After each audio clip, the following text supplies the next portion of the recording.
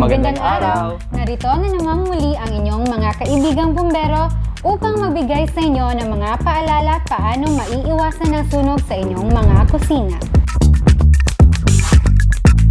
Bahagi ng ating pang-araw-araw na buhay ang mga gawain sa kusina.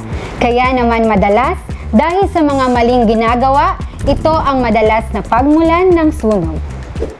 Ang mga tangke ng LPG hanggat maaari ay nasa labas ng bahay o di kaya ay nasa isang lugar na may maayos na sirkulasyon ng hangin. Hindi sumasabog ang tangke ng LPG, kundi ang mga naipong tagas nito. Paalala, maraming umiikot at nagpapakilalang mga ahente umano na nag-aalok na suriin ang inyong mga LPG. Busisiin ang kanilang kredibilidad. Karamihan sa mga yan ay scam lamang.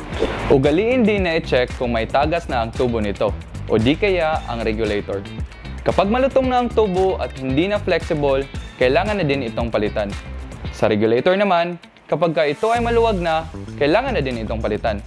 Maging maingat sa paggamit ng LPG, butane at maging ng electrical stove. Huwag iiwan ang anumang nakasalang sa kalan para manood ng TV, mag-cellphone o makimarites sa kapitbahay. Masarap ang anumang salo-salo ng pamilya kung ligtas sa sunog ang ating mga tahanan.